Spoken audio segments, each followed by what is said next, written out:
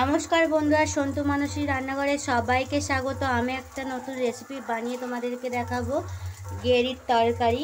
গেঁড়ির তরকারি বানাতে গেলে কি কি উপকরণ লাগছে আমি বলে দিচ্ছি। দেখো কত বড় বড় গেঁড়ি, এতে ক্যালসিয়াম আছে। এই গেঁড়ি খাওয়া তো উপকার শরীরের হাড়ের মধ্যে। আর প্রথমে লাগছে উপকরণটা আমি দেখিয়ে দিচ্ছি। প্রথমে এখানে আলু আমি লাল করে ভেজে নিয়েছি, ছোটো ছোটো আলু কেটে নুন হলুদ দিয়ে। আর এখানে লাগছে পেঁয়াজ কুচি, টমেটো কুচি, আদা বাটা, রসুন বাটা, আর আমি এতে ক্যাপসিকাম দেব। ক্যাপসিকাম আর পেঁয়াজ আমি এখানে নেড়ে নিচ্ছি। ভেজে নিতে হবে এটাকে ভালো করে। ভেজে নিয়ে আমি দেখাচ্ছি।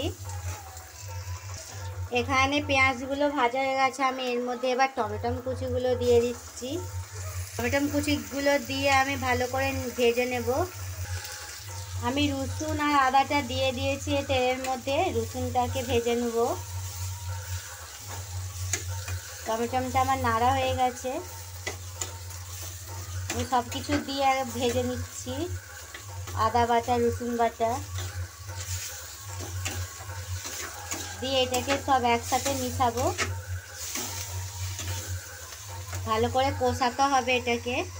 একে একে আমি লঙ্কার গুঁড়ো, হলুদ গুঁড়ো আমি দিয়ে দিচ্ছি বন্ধুরা। হলুদ গুঁড়ো একে একে আমি সব কিছু মশলা দিয়ে দিচ্ছি। হলুদ গুঁড়ো দিয়ে দিচ্ছি পরিমাণ মতো, লঙ্কার গুঁড়ো, হলুদ গুঁড়ো আর রেড চিলি পাউডার পাইলে আছে, আর স্বাদ মতো নুন দিয়ে এটাকে ভালো করে কষিয়ে নেব।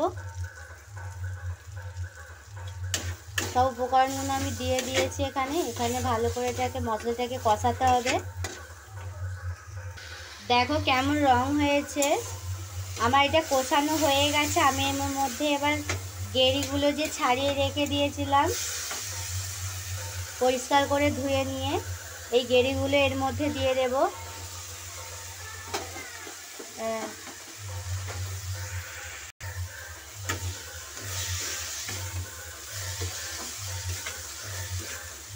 এইভাবে কষাতে হবে।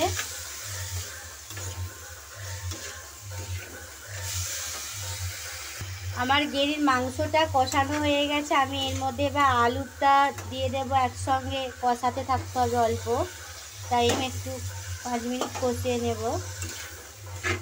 5 মিনিট না হলে 2 মিনিট কষালেই হবে।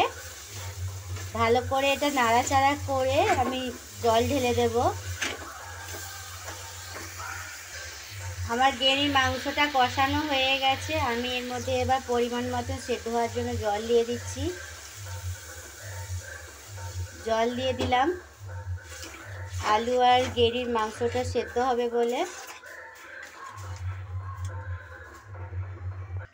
আমার গেঁড়ির ঝোলটা সেদ্ধ হয়ে গেছে, আলু আর গেঁড়ি। আমি এবার নামিয়ে নিচ্ছি।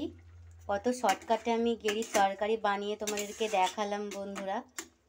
আমি এখানে নামিয়ে নিয়ে দেখাচ্ছি।